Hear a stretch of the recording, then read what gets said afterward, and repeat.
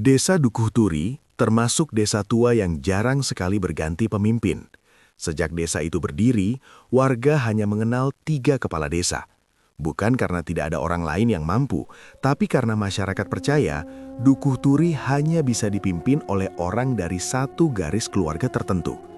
Keluarga itu dipercaya sebagai penjaga desa, bukan hanya secara administratif, tapi juga secara batin. Kepala desa pertama bernama Pak Hadi Wijaya. Orang-orang tua masih ingat betul bagaimana sosoknya. Badannya tidak besar, wajahnya biasa saja, tapi ucapannya selalu dituruti.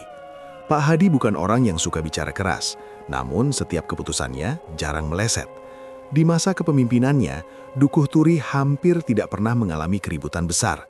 Warga percaya Pak Hadi bukan hanya memimpin dengan akal, tapi juga dengan restu leluhur. Di masa mudanya, Pak Hadi pernah melakukan perjanjian batin dengan leluhur penjaga desa.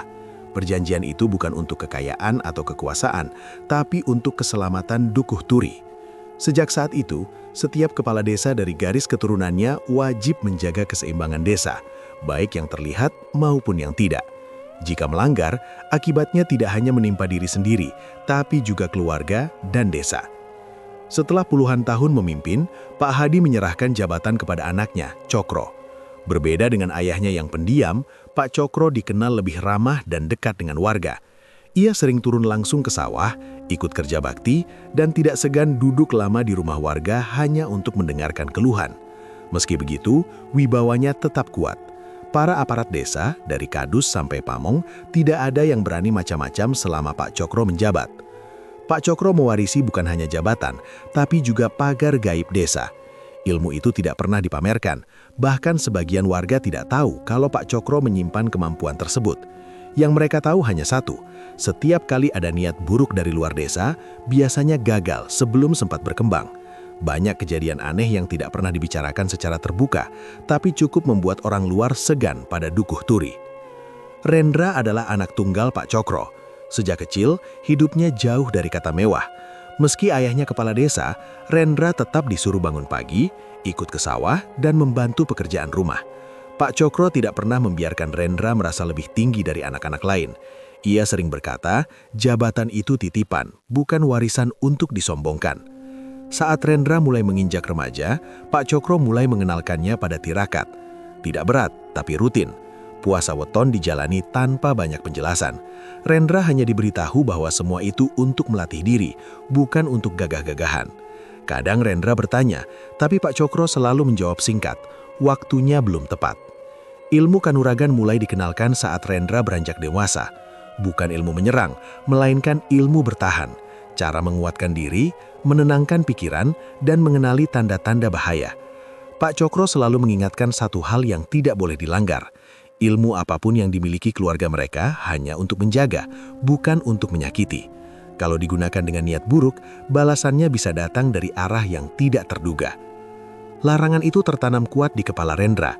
Ia tumbuh menjadi pemuda yang pendiam, tidak suka pamer, dan lebih memilih mendengarkan daripada bicara. Banyak warga menganggap Rendra terlalu tenang untuk seusianya. Namun mereka juga melihat satu hal yang sama seperti pada Pak Cokro dan Pak Hadi dulu, ketenangan yang tidak dibuat-buat. Suatu malam, Pak Cokro jatuh sakit mendadak. Tidak ada tanda-tanda sebelumnya. Dokter desa sudah datang, tapi kondisinya terus menurun. Pak Cokro seperti tahu waktunya tidak lama lagi. Ia memanggil Rendra dan mengajaknya bicara berdua di ruang belakang rumah. Tidak ada orang lain yang diizinkan masuk. Di ruangan itu, Pak Cokro menyerahkan pusaka batin keluarga.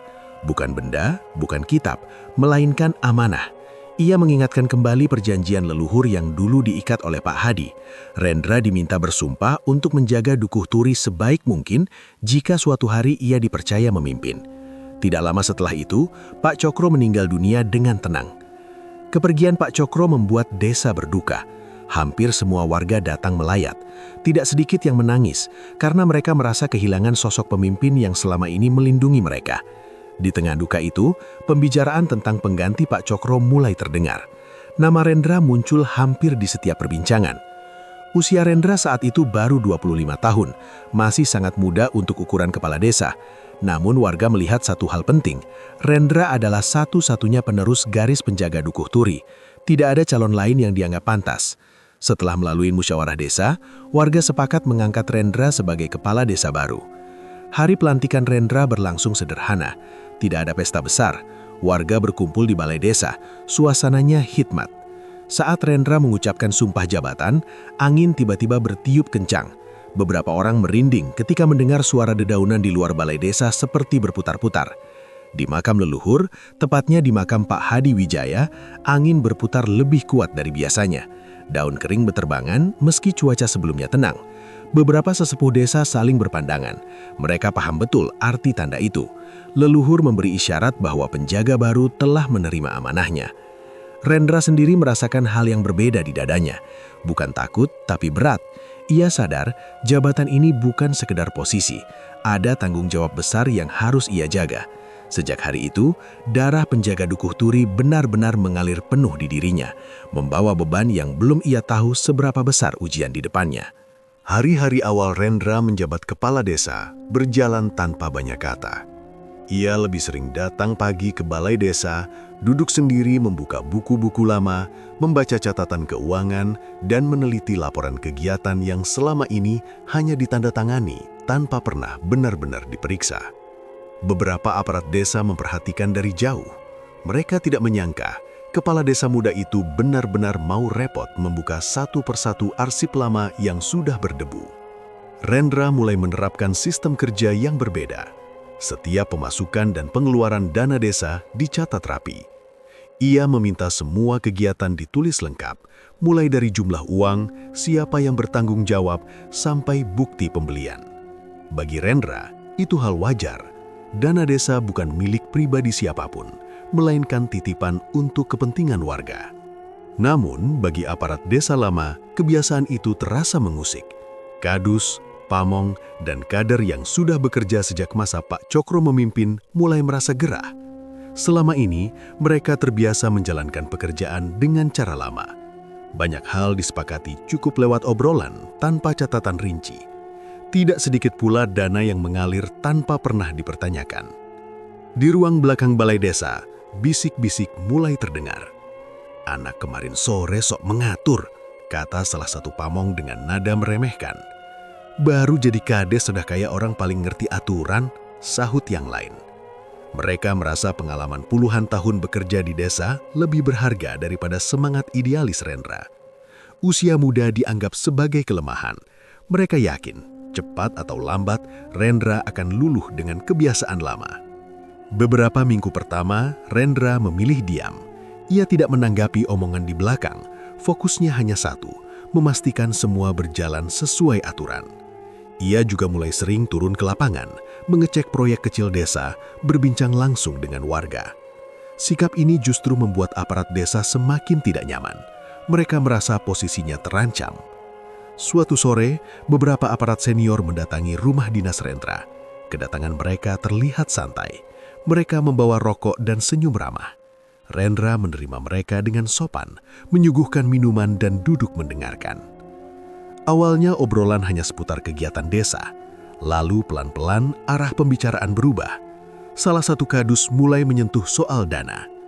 "Mas Rendra ini masih muda, nanti lama-lama capek sendiri ngurus detail begitu," katanya sambil tertawa kecil. "Biasanya di desa itu ada jalan tengah, biar semua enak." Rendra hanya mengangguk, membiarkan lawan bicaranya melanjutkan. "Dana desa itu besar, kalau dikelola bareng-bareng kita semua bisa sama-sama terbantu. Tidak perlu kaku, uang dari dulu juga begitu," tambah pamong lain. Kalimat itu disampaikan dengan nada halus, tapi maksudnya jelas. Mereka mengajak Rendra bekerja sama dalam penggunaan dana desa dengan cara yang tidak sepenuhnya bersih. Rendra menarik nafas pelan. Wajahnya tetap tenang. "Saya paham maksud bapak-bapak, tapi sejak awal saya sudah niat. Dana desa harus jelas. Kalau memang untuk warga, kita jalankan. Kalau tidak, saya tidak bisa." Suasana langsung berubah. Senyum yang tadi menghiasi wajah aparat desa perlahan menghilang. Salah satu dari mereka mencoba tertawa, seolah menganggap jawaban Rendra hanya candaan. "Jangan terlalu lurus, Mas. Dunia kerja itu tidak hitam putih," ujarnya. Rendra menatap mereka satu persatu. Suaranya tetap rendah, tapi tegas. Kalau saya lurus, itu karena tanggung jawab. Saya tidak mau ada masalah di kemudian hari. Percakapan itu berakhir tanpa kesepakatan. Para aparat pamit dengan wajah dingin. Sejak saat itu, jarak antara Rendra dan aparat desa lama semakin terasa. Mereka mulai bersikap formal, bahkan cenderung kaku setiap kali berhadapan dengannya. Ketegangan memuncak saat rapat desa besar pertama diadakan. Semua aparat hadir, ditambah perwakilan warga. Agenda rapat membahas laporan penggunaan dana dan rencana kegiatan ke depan. Rendra memimpin rapat dengan tertib, membacakan satu persatu laporan yang sudah disiapkannya. Beberapa aparat mulai gelisah. Ketika Rendra menanyakan kejelasan salah satu pos anggaran lama, suasana langsung panas. Seorang pamong berdiri dan menyela dengan nada tinggi. Dari dulu juga tidak pernah dipermasalahkan seperti ini, kenapa sekarang dipersulit? Rendra tetap duduk. Bukan dipersulit, saya hanya minta penjelasan. Kadus lain ikut angkat suara. Mas Rendra, jangan lupa, kami ini sudah lama mengabdi, kami lebih tahu tatanan desa. Ucapan itu disambut anggukan beberapa aparat. Warga yang hadir hanya diam. Mereka menyaksikan bagaimana wibawa Rendra diuji di depan umum. Beberapa orang mengira Rendra akan mundur atau melunak. Namun Rendra justru berdiri. Ia tidak meninggikan suara, tapi ucapannya terdengar jelas. Saya menghormati pengalaman bapak-bapak, tapi jabatan ini amanah. Kalau ada yang tidak bisa dijelaskan, berarti ada yang perlu dibenahi. Kalimat itu membuat ruangan hening, tidak ada yang berani memotong. Rendra menutup rapat tanpa keributan, tapi bekasnya tertinggal jelas. Sejak hari itu, sikap aparat desa lama berubah semakin dingin.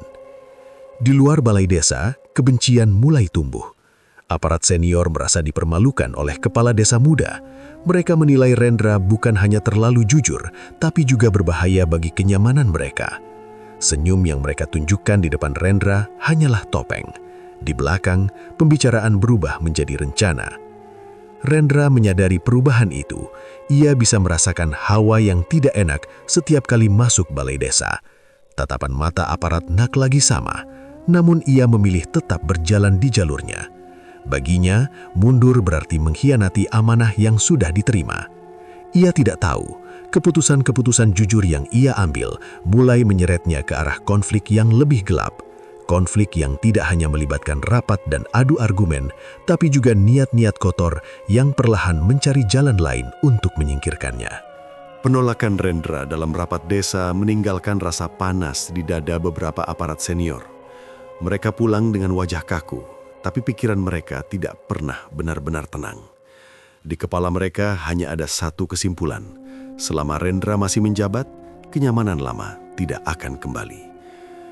Beberapa hari setelah rapat itu, para aparat lama mulai jarang terlihat bersama di balai desa. Mereka tidak lagi berkumpul terang-terangan. Pertemuan dipindahkan ke tempat-tempat sepi, biasanya malam hari. Salah satunya di rumah kosong milik kerabat pamong yang sudah lama tidak ditempati, letaknya di pinggir desa. Di tempat itulah mereka mulai berbicara tanpa basa-basi. Tidak ada lagi senyum palsu. Yang ada hanya keluhan, amarah, dan rasa terhina. Kalau dibiarkan, kita bisa habis pelan-pelan, kata salah satu kadus dengan suara pelan tapi tajam. Dia itu terlalu lurus, orang seperti itu tidak cocok di desa, timpal yang lain. Awalnya pembicaraan hanya berputar pada cara menekan Rendra secara administratif, namun mereka sadar jalur itu sulit. Warga masih percaya pada Rendra, tidak ada celah yang bisa digunakan secara resmi. Dari situlah pembicaraan mulai bergeser ke arah yang lebih gelap. Salah satu aparat mengusulkan nama seseorang dari luar desa, seorang dukun yang dikenal bisa mengirim penyakit dan gangguan. Namanya jarang disebut terang-terangan, tapi reputasinya sudah cukup membuat mereka yakin. Keputusan diambil dengan cepat. Mereka sepakat, ini bukan soal jabatan lagi, tapi soal harga diri. Jika cara biasa tidak bisa, jalan lain harus ditempuh. Beberapa hari kemudian, salah satu dari mereka diam-diam pergi keluar desa. Ia membawa uang dan barang permintaan dukun. Pertemuan dilakukan di rumah dukun itu, jauh dari Dukuh Turi. Tidak ada tawar-menawar panjang. Tujuan mereka jelas, membuat Rendra jatuh sakit atau setidaknya membuatnya tidak bisa menjalankan tugas sebagai kepala desa. Dukun itu hanya mengangguk. ia meminta waktu dan syarat. Ritual akan dilakukan malam hari di tempat yang menurutnya cocok untuk membuka jalan kiriman. Malam pertama ritual dilakukan di kebun bambu yang letaknya di batas desa. Tempat itu jarang dilewati orang. Bambu-bambu tinggi membuat suasana gelap dan lembab. Di sana, dukun memulai ritual dengan beberapa aparat desa yang terlibat. Tanah digali kecil, sesajen diletakkan, dan mantra dilantunkan pelan. Ritual berikutnya dilakukan di kuburan tua yang sudah jarang diziarahi. Kuburan itu dipercaya sebagai tempat berkumpulnya energi lama. Aparat yang ikut mulai merasa takut, tapi rasa benci mereka pada Rendra lebih besar dari rasa gentar. Sementara itu, Rendra sama sekali tidak mengetahui apa yang sedang direncanakan. Ia tetap menjalani aktivitas seperti biasa, sampai suatu malam, tubuhnya tiba-tiba terasa tidak enak. Awalnya hanya meriang, Rendra mengira itu kelelahan, namun panas di tubuhnya naik turun tidak wajar. Kadang menggigil, kadang terasa seperti terbakar. Obat biasa tidak membantu. Malam itu Rendra tidak bisa tidur sama sekali. Pagi harinya kondisi Rendra belum membaik. Di rumah dinas tercium bau anyir yang tidak jelas asalnya. Bukan bau bangkai, tapi seperti darah basi yang lama tertutup. Rendra mencoba mencari sumber bau itu, tapi tidak menemukannya. Bau itu datang dan pergi sendiri. Gangguan tidak berhenti di situ. Saat Rendra masuk ke balai desa siang hari, ia merasa seperti ada yang memperhatikan. Beberapa kali dari sudut matanya, ia melihat bayangan hitam bergerak cepat di dekat tiang atau pintu. Ketika ditoleh, tidak ada siapa-siapa. Malam berikutnya, demam Rendra kembali naik. Kali ini disertai mimpi buruk. Dalam tidurnya, ia merasa seperti ada beban berat menekan dadanya. Nafasnya sesak. Ia terbangun dengan keringat dingin dan tubuh lemas. Rendra mulai curiga. Ia bukan orang awam. Sejak kecil ia sudah diajari mengenali tanda-tanda yang tidak biasa. Sakitnya ini terasa berbeda, terlalu tiba-tiba dan terlalu aneh untuk sekedar penyakit biasa. Ia teringat pesan ayahnya dulu, jika tubuh dan batin terasa terganggu bersamaan, kemungkinan besar bukan masalah fisik semata. Rendra tidak panik, ia memilih tenang dan mengamati. Hari berikutnya gangguan semakin terasa. Di dapur rumah dinas, sendok dan piring terdengar seperti bergerak sendiri saat malam. Bau anyir muncul lagi, lebih kuat dari sebelumnya. Rendra memastikan pintu dan jendela tertutup, tapi bau itu tetap ada. Di saat itulah, Rendra yakin ada yang mencoba masuk lewat jalur gaib. Tanpa banyak bicara, Rendra memutuskan melakukan tirakat. Ia mengurangi aktivitas luar rumah dan fokus memperkuat diri. Malam hari, ia duduk sendiri di ruang belakang rumah dinas. Lampu dimatikan. Ia mengatur nafas, menenangkan pikiran, dan mengingat kembali ajaran yang pernah diberikan Pak Cokro. Ia tidak membaca mantra keras-keras. Semua dilakukan dalam hati. Tujuannya bukan menyerang, melainkan menutup celah. Pagar leluhur harus diperkuat agar apapun yang dikirim tidak bisa menembus. Rendra juga melakukan puasa sederhana. Tidak makan makanan berat, hanya minum air putih dan sedikit nasi. Ia membersihkan diri sebelum malam, memastikan niatnya lurus. Tidak ada amarah, hanya kewaspadaan. Di malam ketiga tirakat, gangguan mulai berubah. Bayangan hitam yang biasanya muncul di sudut ruangan tidak lagi mendekat.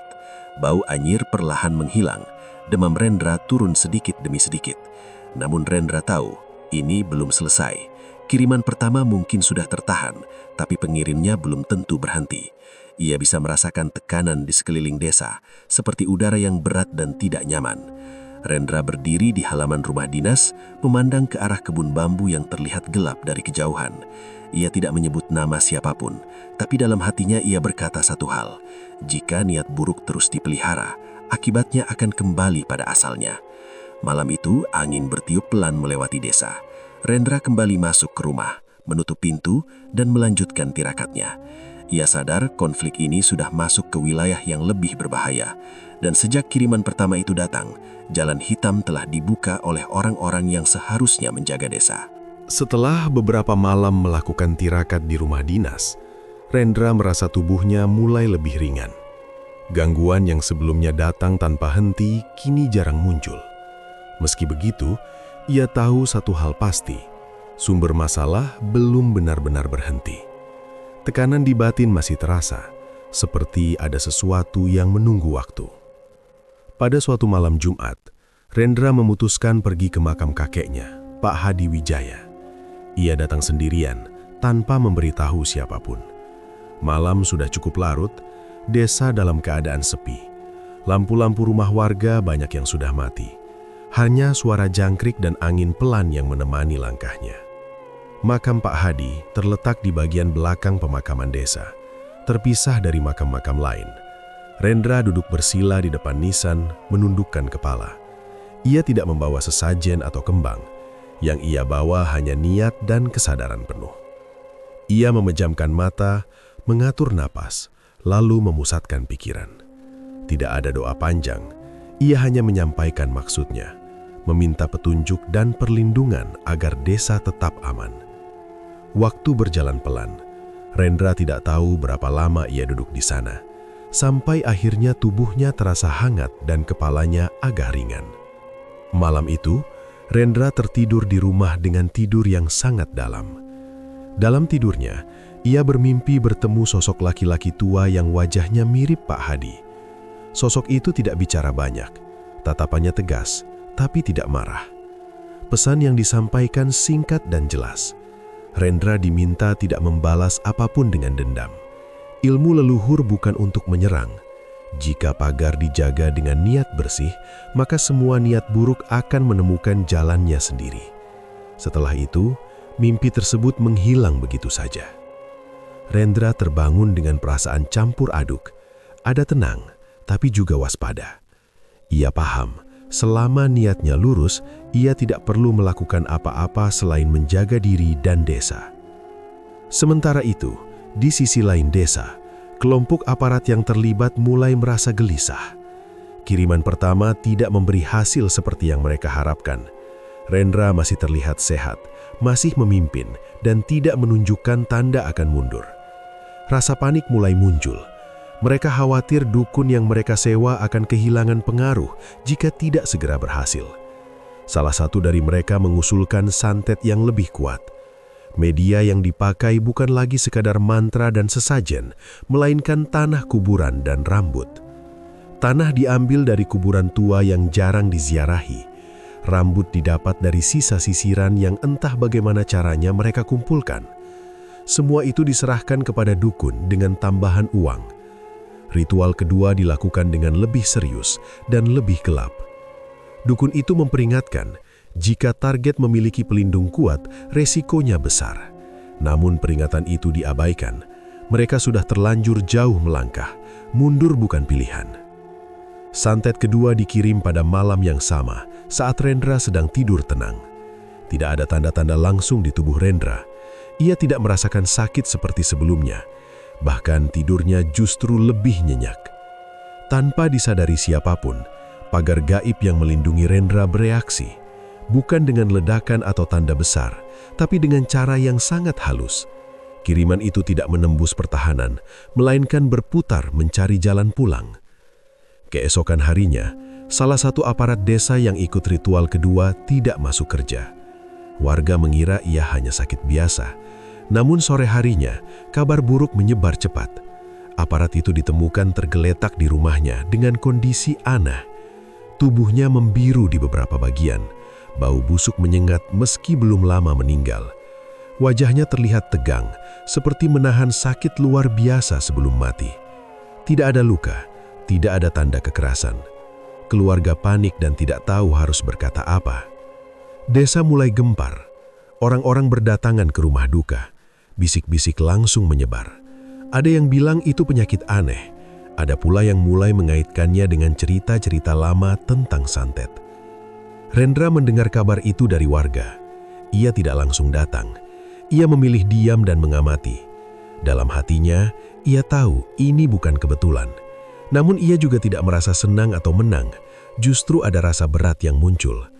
Beberapa hari setelah pemakaman, satu aparat lain mulai jatuh sakit. Gejalanya mirip. Tubuhnya lemas, kulitnya berubah warna, dan bau tidak sedap muncul meski ia masih hidup. Orang-orang mulai takut mendekat. Tidak ada dokter yang bisa menjelaskan secara medis. Ketakutan mulai menyelimuti Dukuh Turi. Malam hari, warga menutup pintu lebih awal. Anak-anak dilarang keluar rumah.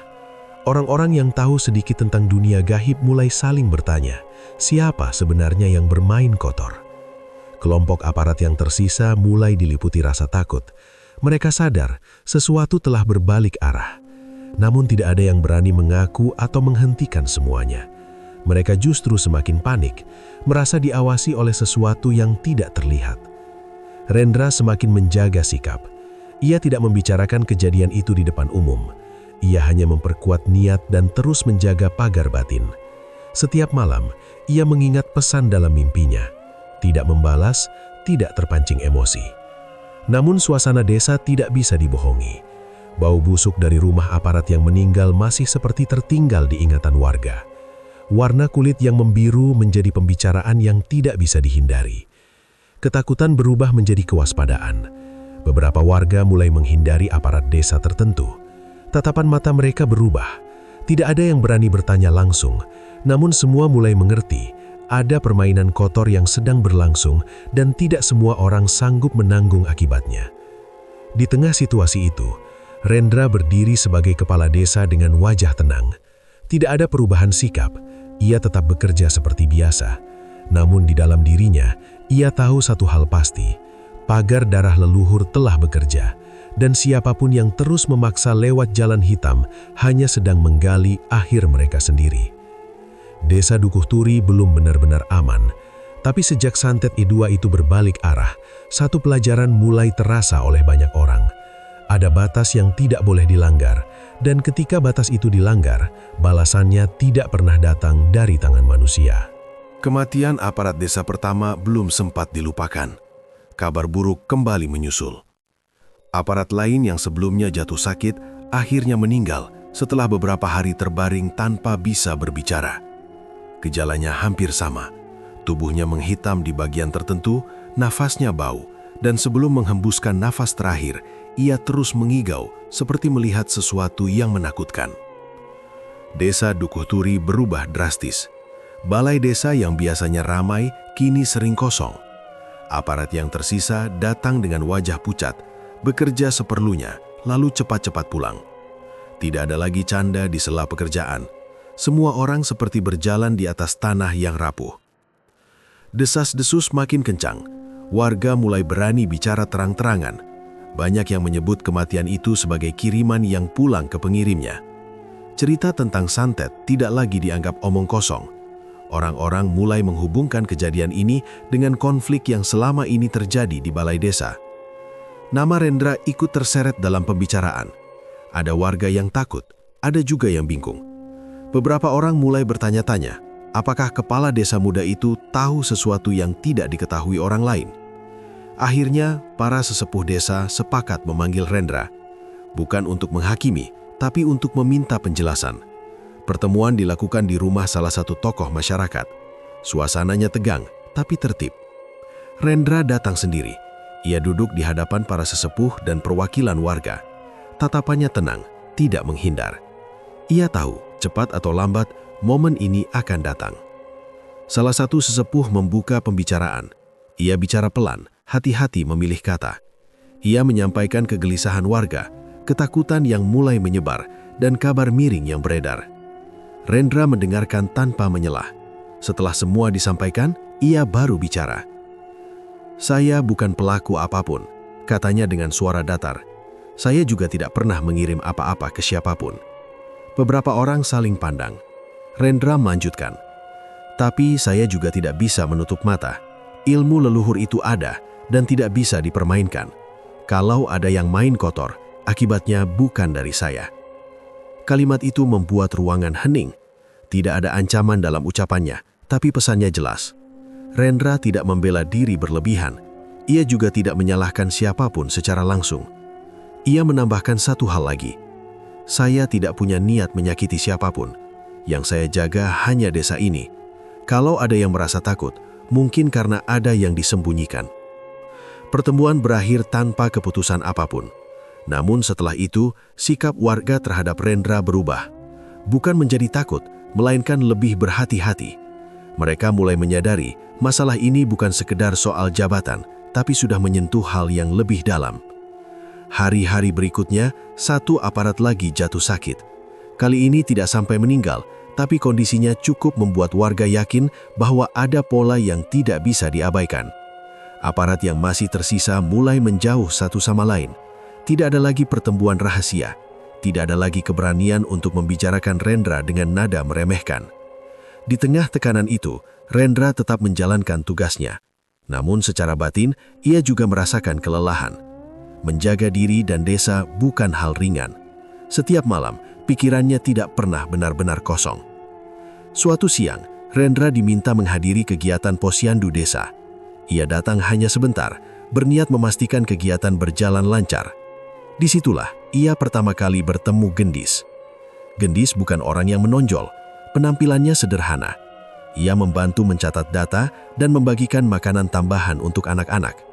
Saat Rendra datang, Gendis hanya mengangguk sopan, tidak berlebihan. Yang membuat Rendra memperhatikan adalah sikapnya. Di tengah suasana desa yang tegang, Gendis terlihat tenang. Senyumnya tidak dibuat-buat, tidak ada rasa takut atau curiga di matanya. Saat kegiatan hampir selesai, Gendis menyodorkan catatan pada Rendra untuk ditandatangani. Tangan mereka sempat bersentuhan singkat. Rendra merasakan sesuatu yang berbeda. Bukan hal aneh, tapi rasa tenang yang jarang ia rasakan belakangan ini. Mereka sempat berbincang singkat. Obrolannya biasa saja soal kegiatan desa dan kondisi warga. Namun dari cara Gendis berbicara, Rendra bisa merasakan ketulusan. Gendis tidak menyinggung kabar-kabar buruk yang beredar. Ia memperlakukan Rendra seperti kepala desa yang sedang bekerja, bukan sosok yang sedang dibicarakan orang. Sejak pertemuan itu, Rendra beberapa kali bertemu Gendis dalam kegiatan desa lain. Obrolan mereka tetap sederhana. Tidak ada janji atau kata-kata manis. Justru dari kesederhanaan itu, Rendra menemukan ruang untuk bernafas. Gendis tidak pernah bertanya soal hal-hal gaib atau konflik kepala desa. Ia hanya mendengarkan saat Rendra bercerita sedikit tentang beban pekerjaan. Kehadirannya menjadi penenang tanpa harus banyak bicara. Di saat yang sama, kondisi desa semakin jelas arahnya. Aparat yang terlibat dalam permainan kotor mulai satu persatu tersingkir, entah karena sakit, ketakutan, atau memilih menjauh. Balai desa seringkali sepi. Bekas-bekas kejadian buruk seperti masih terasa, terutama di malam hari. Warga menyebutnya sebagai darah hitam yang tertinggal di balik balai desa, meskipun tidak pernah benar-benar terlihat. Rendra tidak merasa menang. Ia justru semakin berhati-hati. Pesan leluhur terus ia pegang. Selama niatnya bersih, ia tidak perlu membalas apapun. Namun ia juga tidak bisa lengah. Hubungannya dengan Gendis perlahan tumbuh tanpa disadari. Tidak cepat, tidak dipaksakan. Sekedar berjalan bersama saat pulang dari kegiatan desa, atau berbincang sebentar di teras rumah warga. Dari situ, Rendra mendapatkan kekuatan yang tidak ia temukan di tempat lain. Ia sadar, menghadapi konflik seperti ini tidak cukup dengan keteguhan batin. Ia juga butuh alasan untuk tetap bertahan sebagai manusia biasa.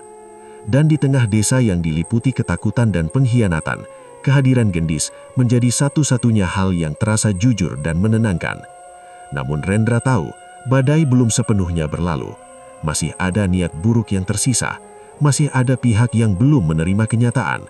Dan selama itu ada, Dukuh Turi belum benar-benar aman. Aparat desa yang masih tersisa hidup dalam ketakutan yang tidak pernah mereka bayangkan sebelumnya. Mereka tidak lagi berani berkumpul di balai desa, tidak juga saling percaya satu sama lain. Setiap suara di malam hari membuat mereka terbangun.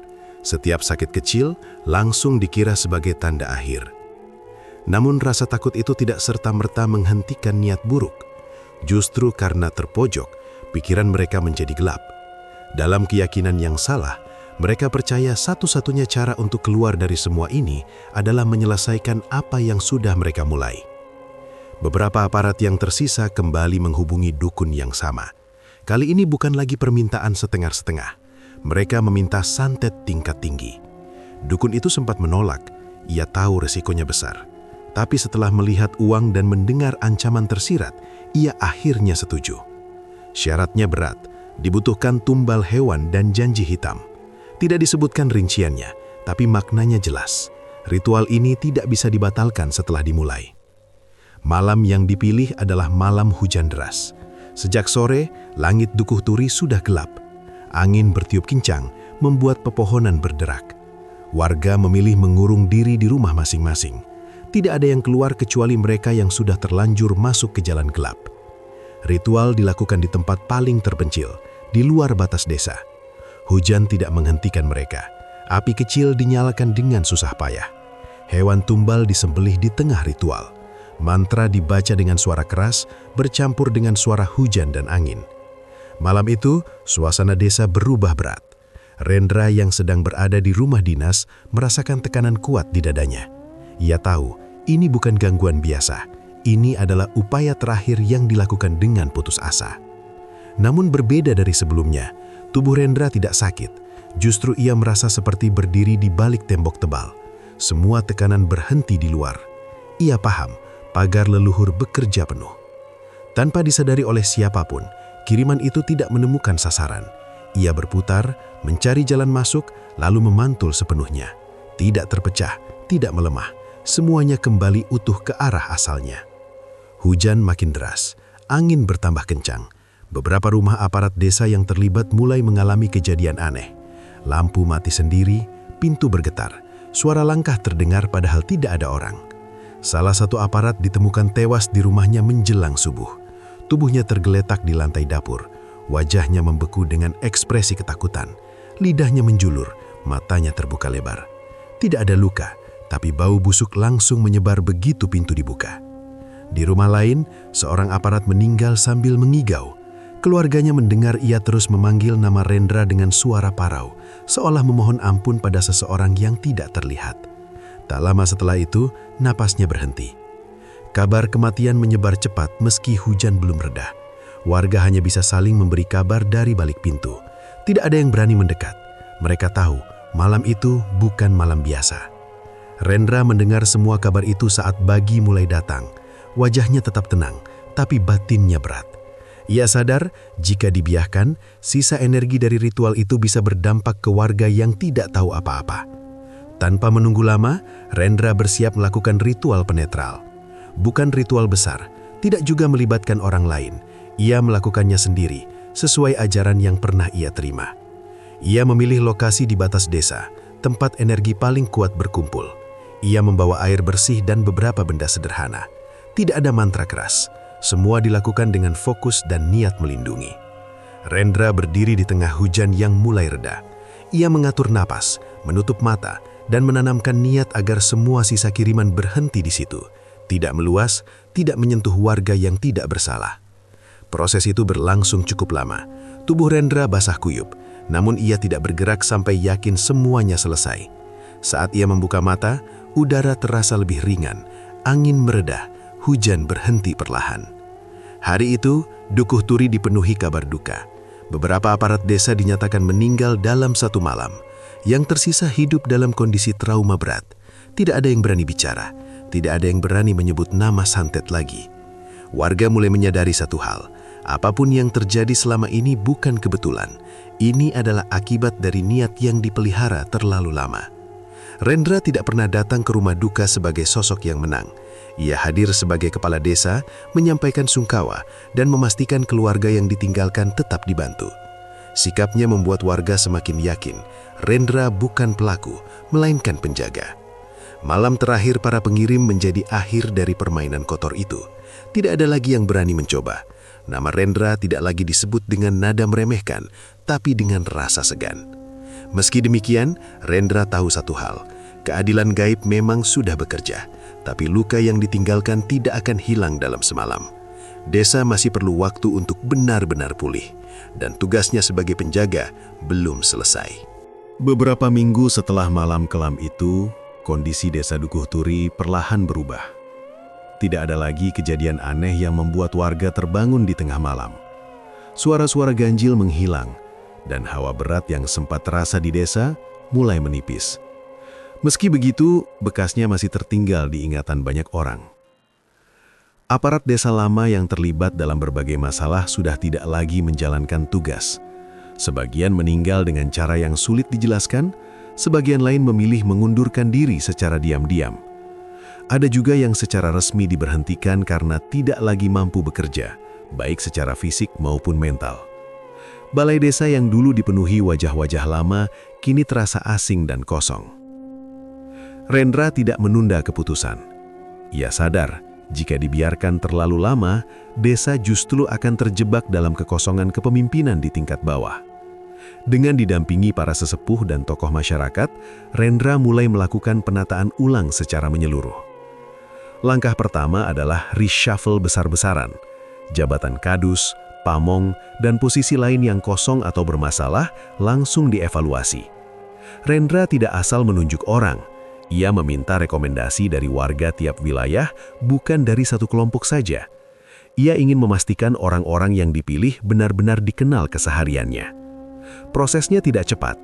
Ada diskusi panjang, ada perdebatan kecil, tapi semuanya dilakukan terbuka. Rendra meminta calon aparat baru untuk siap bekerja jujur, siap diawasi, dan siap dicopot jika menyimpang. Tidak ada janji manis, hanya penegasan tanggung jawab. Akhirnya aparat desa baru terbentuk. Wajah-wajahnya sederhana. Sebagian petani, sebagian pedagang kecil, ada juga pemuda yang sebelumnya aktif di kegiatan sosial. Mereka bukan orang-orang yang paling pintar bicara, tapi dikenal bersih dan tidak punya catatan buruk. Balai desa kembali hidup, tapi suasananya berbeda. Tidak ada lagi obrolan tertutup di sudut ruangan.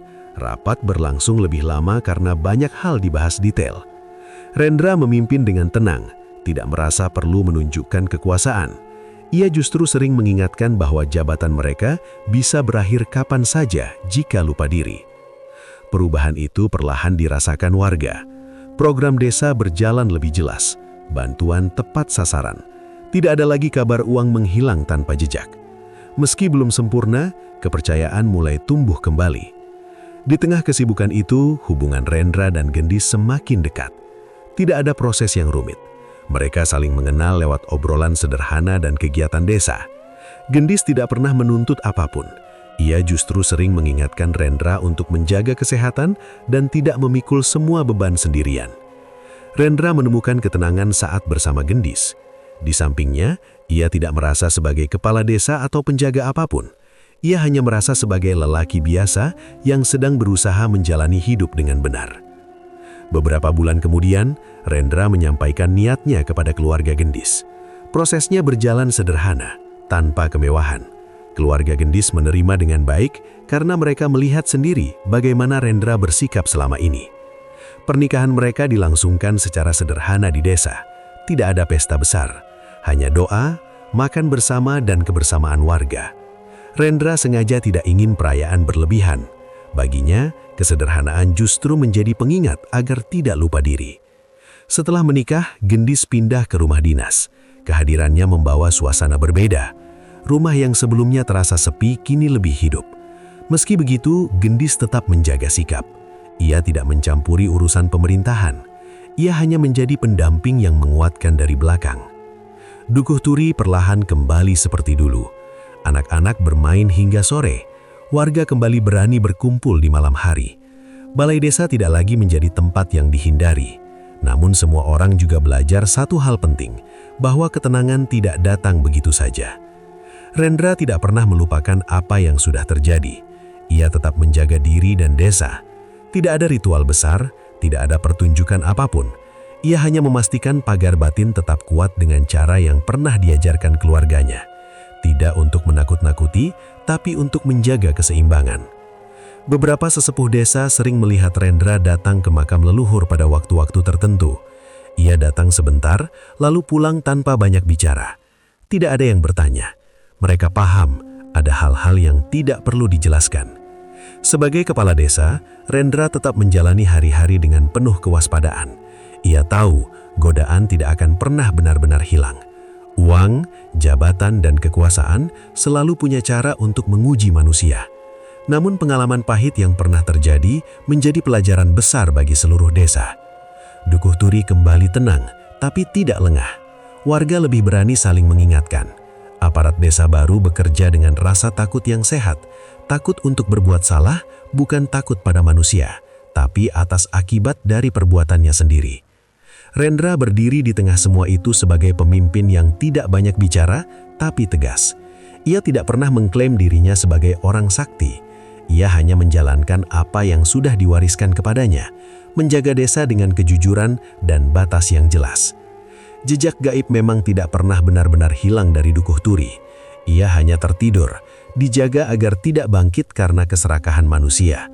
Dan selama Rendra memegang amanah itu dengan niat lurus, desa kecil itu tetap berdiri dalam keseimbangan, tanpa perlu darah dan kegelapan kembali terulang. Beberapa tahun telah berlalu sejak rangkaian kejadian kelam itu. Desa Dukuh Turi berubah pelan tapi pasti. Nama desa itu mulai dikenal di kecamatan sebagai desa yang tertib, rapi, dan jarang bermasalah. Bukan karena pembangunan yang berlebihan, melainkan karena tata kelola yang jelas dan terbuka. Rapat desa kini selalu diumumkan terbuka.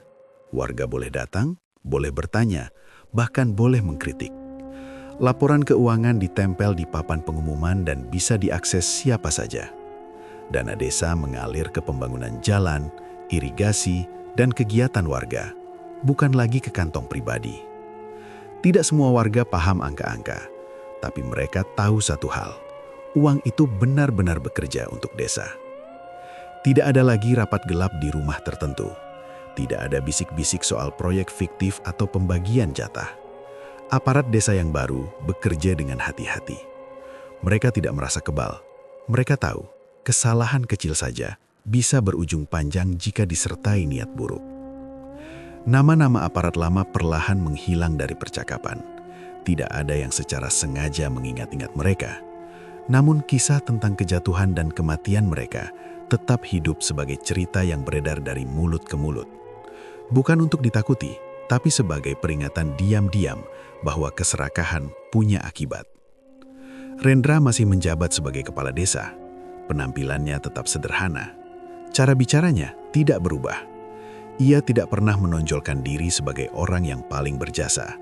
Warga menghormatinya bukan karena cerita soal hal-hal gaib, tapi karena konsistensinya menjaga batas. Ia tetap menolak segala bentuk kerjasama yang tidak jelas. Ia tidak marah-marah, tapi tegas. Banyak pihak dari luar desa yang mencoba mendekat, menawarkan ini dan itu, tapi Rendra selalu meminta satu hal. Semuanya harus jelas dan bisa dipertanggungjawabkan. Jika tidak, ia lebih memilih menolak, meski harus berjalan sendiri. Gendis tetap menjadi pendamping yang tenang. Ia tidak ikut mengatur desa, tapi kehadirannya membuat Rendra tetap berpijak. Kehidupan rumah tangga mereka sederhana, tidak mewah tapi cukup.